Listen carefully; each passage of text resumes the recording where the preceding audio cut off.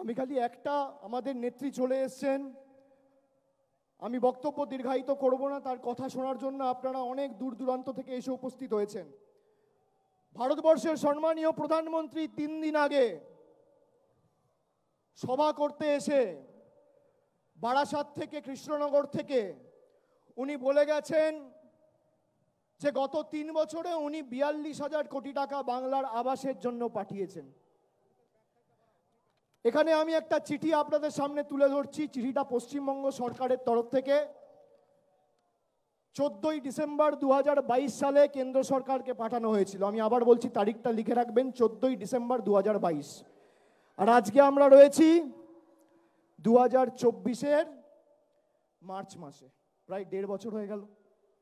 নেই করেও তো প্রায় 15 মাস হয়ে গেল। গত 3 বছরে নরেন্দ্র মোদীর সরকার যদি প্রমাণ করতে পারে 2021-22 অর্থবর্ষ, 22-23 অর্থবর্ষ আর 23-24 অর্থবর্ষে আবাসের একটা টাকা কেন্দ্র সরকার দিয়েছে, আমি রাজনীতির আঙিনায় পা রাখবো না, চিরকালীনের জন্য অবসর নেব। আমি এত বড় দায়িত্ব নিয়ে চ্যালেঞ্জ করে গেলাম। আপনারা যে শাস্তি দেবেন আমি মাথা পেতে নেব। আমি ভারতবর্ষের প্রধানমন্ত্রীকে তার পদের মর্যাদা সম্মান জানিয়ে বলবো যে পরের বার আপনি যখন বাংলায় আসবেন, এই গত 3টে অর্থবর্ষে আপনার সরকার কত টাকা 100 দিনে দিয়েছে আর কত টাকা আবাসে দিয়েছে তার শ্বেতপত্রটা প্রকাশ করবেন। আর তা যদি না পারেন, বিজেপির যে কোনো নেতা, কেন্দ্রীয় সরকারের যে কোনো সচিবকে আপনি কলকাতায় পাঠাবেন। সংবাদ মাধ্যমরা তো এখন আপনার বন্ধু। চ্যানেল আপনি ঠিক করুন, জায়গা আপনি ঠিক করুন, সঞ্চালক আপনি ঠিক করুন, সময় আপনি ঠিক করুন। একদিকে আমার তথ্য থাকবে, মমতা ব্যানার্জির তথ্য পরিসংখ্যান, আর একদিকে আপনার থাকবে। দুধ কা দুধ পানি কা পানি, সামনে আসার সাহস আপনাদের নেই। আপনারা মিথ্যে কথা বলছে। যারা মিথ্যে কথা বলছে তাদের থেকে ওয়ারেন্টি নেবেন, গ্যারেন্টি নেবেন?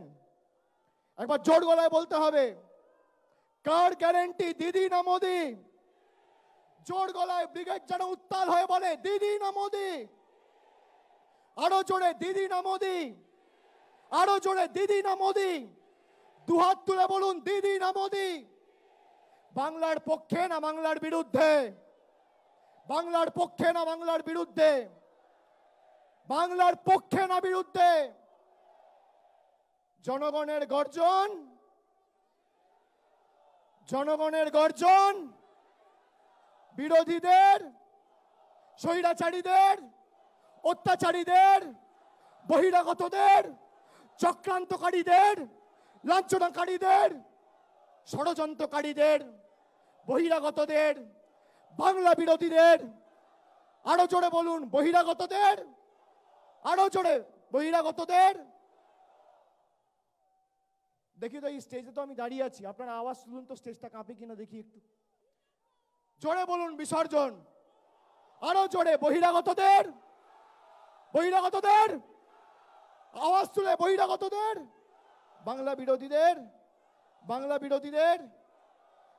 আমাদের নেত্রী বক্তব্য রাখবে, তার আগে একটা ছোট্ট 10 মিনিটের ভিডিও আপনাদের দেখাবো।